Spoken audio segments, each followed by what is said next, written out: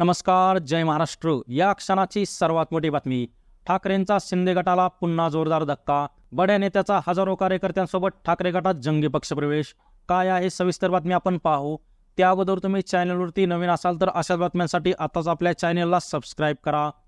विधानसभा निवडणूक जवळ येताच राजकारणातील विविध पक्षात इनकमिंग आणि आउटगोईंगच्या हालचालींना वेग आला आहे आणि याच पार्श्वभूमीवर उद्धव ठाकरे गटाने एकनाथ शिंदे गटाला जोरदार धक्का दिला आहे. उद्धव ठाकरे काल पैठण दौऱ्यावरती असताना ठाकरेंच्या शिवसेनेत मोठा पक्षप्रवेश झाला. यावेळी उद्धव ठाकरे यांनी बोलताना सांगितलं की पैठण भूमी ही संत एकनाथ महाराजांच्या विचाराने पावन झालेली भूमी आहे आणि काल ह्याच पैठण भूमीतून पक्षप्रमुख श्री उद्धव बाळासाहेब ठाकरे यांनी आज महाराष्ट्रात फोफावत असलेली गद्दार वृत्ती गाडण्याचा एल्गार केला. सत्ता असो वा नसो, महाराष्ट्र हितासाठी दिलेला प्रत्येक शब्द आम्ही नेहमीच पाळतो आणि हाच आमच्या घराणेशाहीचा वारसा आहे, असं ठणकावून सांगत त्यांनी शिवसैनिकांना लढण्याची नव्याने ऊर्जा दिली. यावेळी श्री संत एकनाथ सहकारी साखर कारखान्याचे चेअरमन आणि सचिन गायळ यांनी त्यांच्या असंख्य सहकाऱ्यांसोबत शिवसेना उद्धव बाळासाहेब ठाकरे गटात जंगी पक्षप्रवेश केला.